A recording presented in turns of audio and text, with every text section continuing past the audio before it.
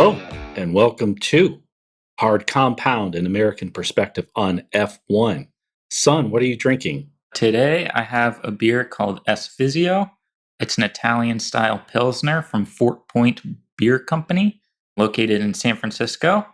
It's a nice, clean beer. It's got a little hoppiness on the end of it, pretty light. It's definitely an afternoon kind of drink. Nice. It's July 4th, Independence Day, and I am having a very American beer, the Euchre Pills, Nice. Arbor Brewing Company in Michigan. Refreshing, named after the greatest card game in the world, Euchre. A good beer for grilling out, hanging out on July 4th. So, the second go round in Austria seemed like an easy win for Max, but what did you think of the race? Yeah, kind of an interesting race. Seemed like the FIA had to step in pretty frequently there. And it seemed like a soccer game or like a basketball game where the referees are always getting involved in the action. It just seemed like there was a lot of fun battles and fun racing that was happening, and then like guys were just getting penalized for it. It can be kind of frustrating, I think, sometimes watching things like that, because you want guys to push 100% all the time. And then if they're constantly getting penalized for pushing hard, then you think maybe they might back out occasionally. And that's not what I want to see. I want to see them going 100% the whole race, every race. Same. But on the whole, a pretty fun race. Definitely an easy win for Max.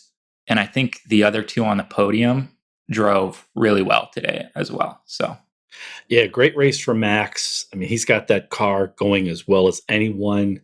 Like you, I was a little frustrated by the penalties. I think if you're going to do that first one, you have to do it again later. So it could have cost Perez a position. But yeah, I thought all of that was just good, clean racing, especially at the start, but that's just how it goes. What do you think of Hamilton's performance? I was a bit surprised. He was sort of lost, it seemed like at times. yeah, he definitely looked like he was struggling today. Couldn't keep that car really under control or going at, especially later in the race. He couldn't seem like he could keep up with Verstappen or Bottas or even Norris. You wonder if he was just wearing through his tires more than the other guys, or if his team had the right strategy for him. I don't know. It seems like for 7 years, they've done everything right, Hamilton and Mercedes. And today it definitely did not go their way. Bottas clearly showed more pace in that car, especially towards the end of the race. And even getting beat by Norris by like 20 seconds or whatever it was is like, Hamilton, he still came in fourth, but it was definitely not a good race for him. Yeah, when Bottas, as much as he had to be sort of a man on a mission this race and justify that seat, justify driving for Mercedes, I still feel that Bottas is at his best can't beat Hamilton at his average. So I was a little surprised at just how thoroughly Bottas took it to Hamilton and outraced him. And I felt he even outraced Norris, who, without having one of the top two cars, when you saw him in qualifying, it was just pretty amazing what he was doing. You thought he wouldn't be able to keep that pace up with Mercedes and Red Bull, but he did for the race. But Bottas, hats off. He finally sort of validated having that Mercedes seat. But speaking of Norris, it's been pretty amazing to watch him this season. He's got McLaren right at the top of that mid pack. However, this week, surprisingly, both Sainz and Leclerc finished in the top 10. So, Ferrari, do you think they fixed some of their reliability issues? Was this a fluke? What do you think about Ferrari this week? Last week I think both guys finished in the points as well. It seems like Ferrari is very well aware of what their drivers are capable of and what that car is capable of. They seem like finally they have figured out the right strategy for that car just about every weekend. I think Leclerc and Sainz get as much out of it as they possibly can. And, they kind of went bold in qualifying yesterday and said, look, we're keeping the mediums on regardless of whether or not we're going to get into Q3 or not, because we want to make sure we're starting on the tire that we want to start on. And that clearly worked out for Sainz, starting on the hard tire and going long and then finishing really strong on the soft.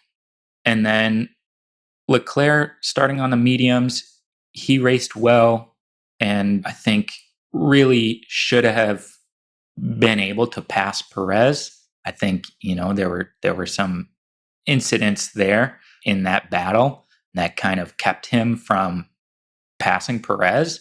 And ultimately, he didn't finish as high as I think he could have.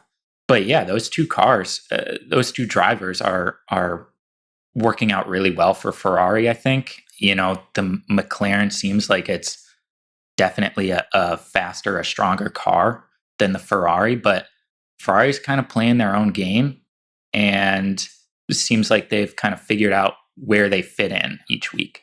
Yeah, that was good to see because Ferrari have such a great team, a great young team, Leclerc, Sainz. So to see them both finish in the top 10 was nice. And Max has been a man on a mission all year. He had pole, he won the race. I think he had fastest lap. I think he led the entire race. But I still say the story of this race is Russell.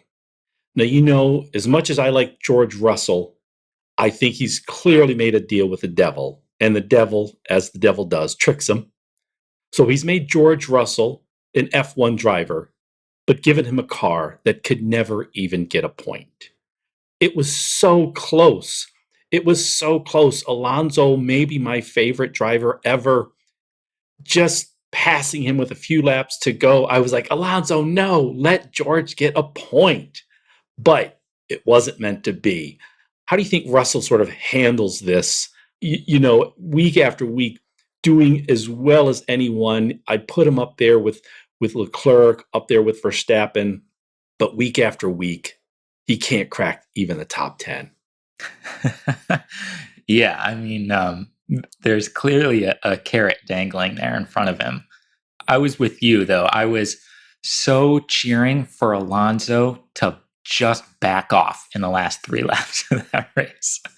I love Alonso. He's the reason I became an F1 fan. But yeah, you feel so bad for Russell there. You're like, oh, he's definitely going to score 1 point, his first point with Williams. And Alonso comes in on a charge and passes him there near the end of the race. I feel bad for Russell. I don't see him staying with that team or with a car that can't possibly ever get into the points for much longer. He's just too good of a driver. Somebody, some team with a better car is going to sign him. Whether that's Mercedes or not, I don't know. I believe that will happen. But yeah, he's just too good to stay with a team that's never going to score points. Yeah, I think his days with Williams are numbered, but will he go with Mercedes? Will Mercedes make him their number 2 driver? That I'm not sure of. The big news just before the race was that Hamilton re-signed with Mercedes. I don't think that was ever in doubt. So there was really no news there, nothing surprising. But Mercedes still has an open seat for next year. On the business side of things, my assumption is they'll choose Bottas. Bottas has been a good company man. Now, the last thing you want in F1 is a good company man. Alonso, one of the great drivers ever, is absolutely not a company man. Hamilton, he's been with Mercedes, but if Mercedes of the hybrid era was like the Mercedes prior to that, he would have left them long ago. Bottas should not have that seat in place of Russell, but I do think he will. And on my conspiratorial mindset, I also think they'll bring Bottas back because Mercedes knows they still probably have the fastest car, and Hamilton is just chewing up all the records in that car. And Bottas is sort of the safe bet. He'll always bring that Mercedes over the line. They'll get the points. Lewis will get all the records. And so they're going to reward Bottas, which sort of brings me back to my, Russell signed a deal with the devil because he absolutely deserves to be in that Mercedes seat. But if I were a gambling man, I would say it's going to Bottas again. And where Russell ends up, I don't know. And there is even the possibility he doesn't end up in F1 next year, which would be a tragedy. Yeah, I absolutely believe that he'll be in F1 next year. There's no doubt in my mind that he will. And quite frankly, I tend to disagree with you because I think he'll end up in the Mercedes seat. Last year when Hamilton was out for a week and they brought Russell over to drive that Mercedes, before they did that, there was talk of it. And I was like, there's no way that Mercedes is going to do that. It's a lose-lose for everybody in that situation because Russell's a better driver than Bottas, and he's going to prove that in the car. And, you don't want to make any kind of scene here where it's so obvious that Russell should have that seat and Bottas shouldn't. But they did. They brought him over and he raced incredibly well and was essentially sabotaged in the race. So he didn't end up winning it. I have a similar conspiratorial mind where I think Mercedes will sign him to that seat and will almost intentionally make a bad car so that he doesn't end up winning anything. That's probably not true. I'm sure they're still going to have an exceptional car next season, but I don't see any reason to believe that he won't be in F1. And quite frankly, I don't see any reason to believe that he won't be in that Mercedes seat. Good. So, speaking of seats, of contracts, what's happened to Ocon ever since he signed his contract? A bit of bad luck this race, getting squeezed out, but he has just performed so poorly since signing that contract. I don't understand it. It reminds me of the Ocon who got booted from Red Bull. What do you think's going on there? Is it a mental thing? Is it just coincidental bad luck since signing the contract? Yeah, I mean, I think might be kind of hard to say right now, but I think it's probably a mental issue, a confidence issue where he has signed this contract. He knows he's going to be in F1, but is so hyper focused on the fact that he needs to perform in order to kind of make that contract, seem realistic. And I think he's just faltering a little bit because he's too much in his own head. He's not just going out there and racing.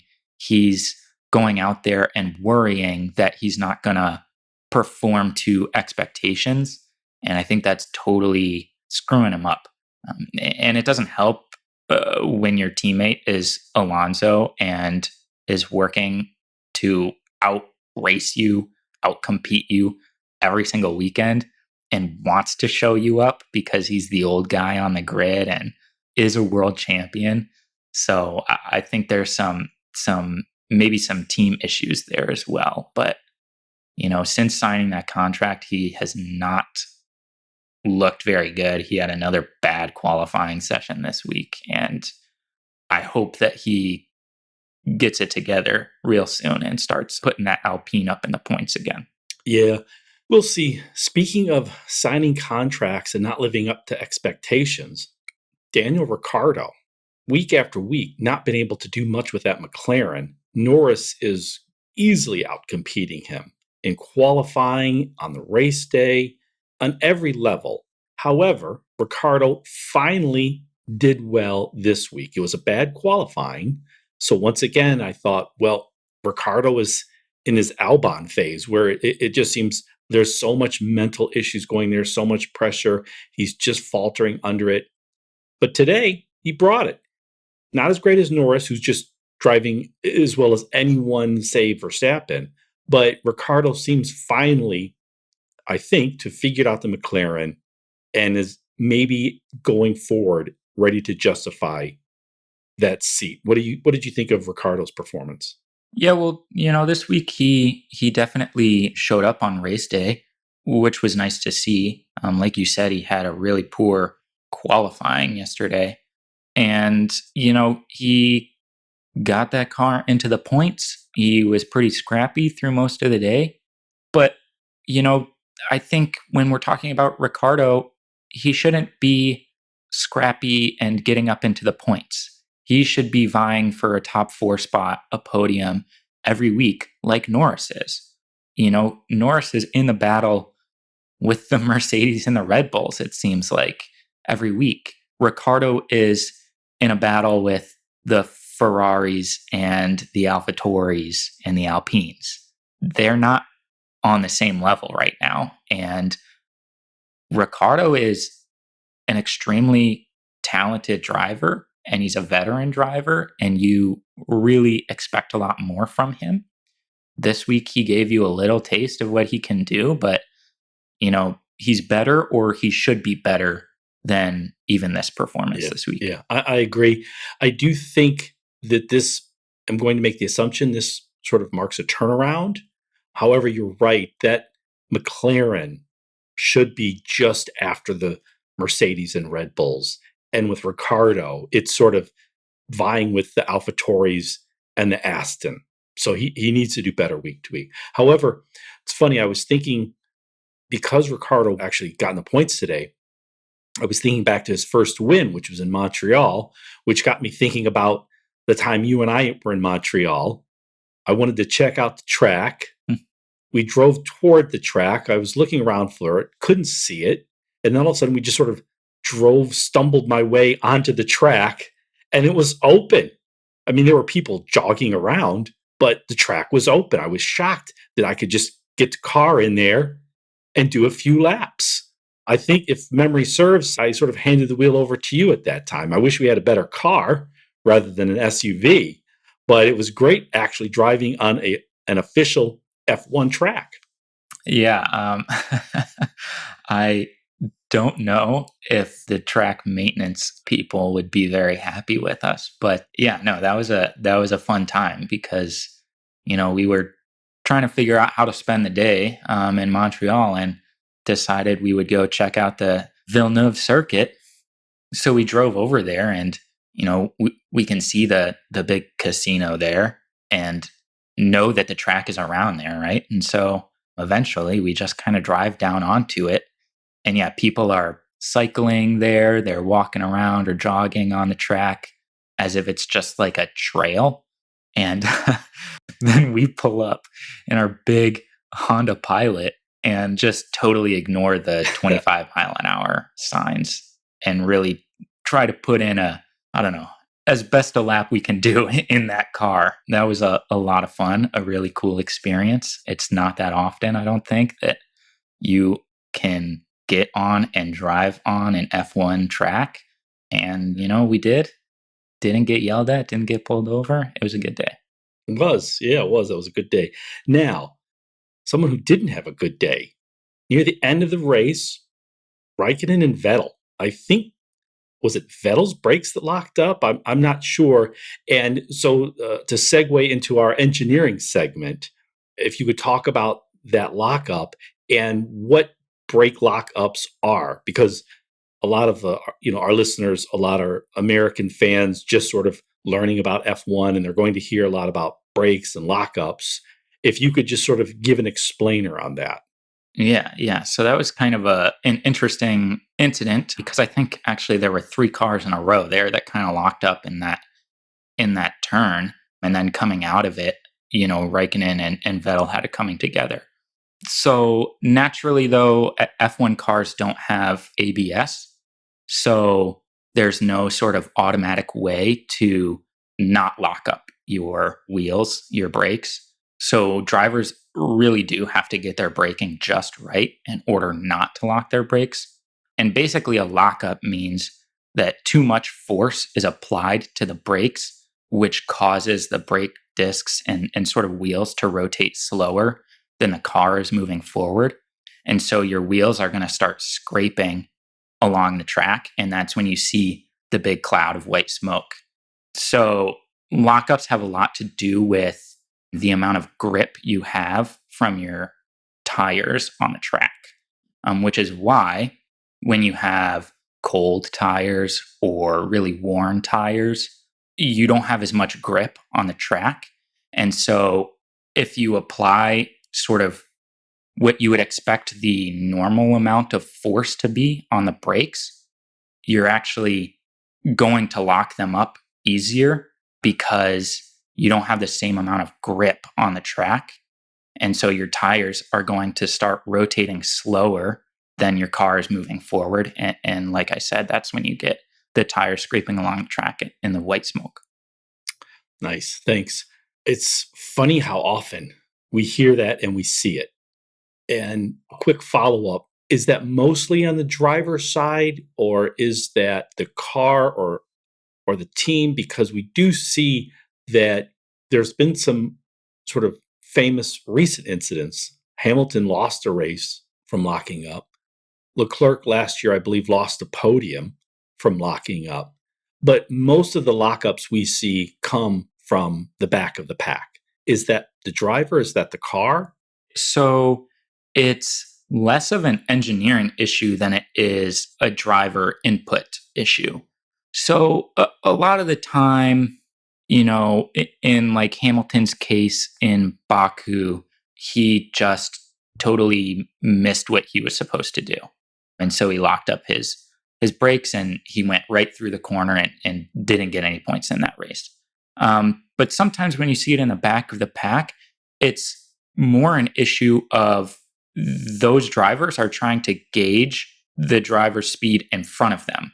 And so they might have to brake harder than they were expecting to. And so they put more force into that braking pedal, which is when you get a lockup. It is because you're putting way too much force into your brakes. So, really, I think the issue is not engineering related necessarily and more driver input. And sometimes you can blame the driver and say, oh, that's a really bad lockup. There was no reason for that. And sometimes it's like, you know, they're racing hard and don't anticipate something as well as maybe they should. And that's when you get the lockups. Got it. So, speaking of back of the pack, last week we ranked our top 5 drivers for the season to date. This week, I want to do our bottom 5. What would you say are your worst 2? I think this is kind of a hard question just because there are a few teams, a few cars that just are so bad. It's hard to gauge how good the drivers have been. But my bottom 2, I would have to say, are Mazepin and Latifi. Mazepin has just had all kinds of issues in the Haas. He has spun it, consistently and is pretty consistently the slowest driver lapping on the track. It's hard to gauge how much of that is him and how much of that is how bad the Haas car is. But it seems like pretty consistently Mick Schumacher is driving quicker than Mazepin is. And, Schumacher hasn't had nearly the same sort of driver issues that Mazepin has had when he spins out or crashes, things like that. Then Latifi, I have a hard time believing Latifi is going to stay in F1 next year. The Williams, not a great car, but, we were talking about Russell earlier, and Latifi has just been so poor. He has never out-qualified Russell. He's never gotten even close to the points. It just seems like Latifi can't hang, at least not with Russell. And, he seems like he's lapping pretty much at the same pace that the two Haas drivers are. And I just think that's not good enough. Yeah. My bottom two are yours reversed. For me, Latifi, you know, I've been chalking it up the last few seasons. Well, he's just not as good as Russell. Well, the Williams car is so bad. I saw what he did in F2, and he was a solid driver. But week after week, he's just doing absolutely nothing. He's not even really challenging Russell anymore. I agree with you. I don't expect to see him back. Then right after him, Mazepin. I know Mazepin his father has some sponsorship money in the Haas, and prior to F1, he seemed like a solid driver, but he seems lost even during qualifying. So, I don't know what he's doing. I know Haas desperately needed that sponsorship money that Mazepin brought, but it's tough to sort of justify his being in F1. So those are my bottom two. After that, Schumacher. I know everyone's rooting for him, and he's in a bad car. He may have been brought up too soon, and it's obviously very early in his F1 career. Maybe it will be a long one, but I'm just not seeing anything to sort of justify him having that seat other than the name. After that, a surprise pick, Ocon. He was doing okay in Alpine, and he was besting Alonso. But ever since he signed the contract, he's just looked so bad, that almost inexplicably bad. So I would put him the fourth worst. And then until today, had you asked me this question a week ago, I would have said Bottas, because Bottas, I think having that car, having that Mercedes, which I still think is the best car out there, and he has not even been challenging anyone. But today, I think he redeemed himself somewhat. So my bottom five: Latifi, Mazepin, Schumacher, Ocon, and then, I hate to say this, Vettel. With Ferrari, Vettel just seemed ready to phone it in. I think he knew it was in the twilight of his career. That car wasn't very good, not very reliable. And I thought maybe with Aston he would do something. And it's a decent car, but there's this sense, and maybe it's just his personality, but when I look at what he's doing on the track, and then when I watch the interviews, it just sort of does seem like he's phoning it in. So that's my bottom five. What are your last three? Yeah, so that's a really interesting bottom five. I don't know if mine is gonna be as interesting, but I also have Schumacher as my 18th best driver on the grid. Like you said, I just haven't seen anything from him that says he deserves to be a driver currently. That's not saying that he's a bad driver or that he's not going to have a great F1 career, but right now, what I've seen from him is just kind of going along the track with a bad car. And he hasn't seemed like he's really pushed that car into contention with anybody. He's consistently the second slowest driver on the track, just ahead of his teammate. And I just haven't seen anything from him that warrants him being higher up on this list. And then my next one might be a little bit controversial, but I have Kimi Räikkönen. Wow. He has been, it seems like, at least consistently worse than his teammate Giovinazzi. I know the Alpha is not an exceptional car, but he hasn't done anything that has proven to me that he should come back for another season. He seems like he loves to race, but is ready to retire. I don't think that there's a real necessity for him to come back for another season. It's not like he's really pushing that car every week. At least it doesn't seem like it. And, I think some of the other veteran drivers, especially like Alonso, are doing a lot more with their cars than Raikkonen is. And then this one is kind of hard because I think there's several guys that can kind of take this last spot of the bottom five. But right now, I actually have Yuki Tsunoda. I feel like I'm kind of picking on the young guys, but he has just caused so many crashes and red flags and incidents, and is just hasn't raced even close to as quickly as Gasly has. And I just think, taking all that into account, he just needs to be better. He needs to bring the car across the finish line more frequently. I think he needs to get in the points more frequently, and I think he needs to qualify better. So that's why I have him down there. So my bottom five, again, currently at least, are Mazepin, Latifi, Schumacher, Raikkonen, and Tsunoda. Okay. I think you're being a little harsh on Yuki, young guy, a decent car. I'd give him a little bit more time, but we'll see. So the last two races, Austria, Red Bull's home track, in 2 weeks, or as a fortnight, as I believe the Brits say, they'll be in Silverstone. Give me your crazy prediction for Silverstone. My crazy prediction is that we're going to have three Brits with big time races.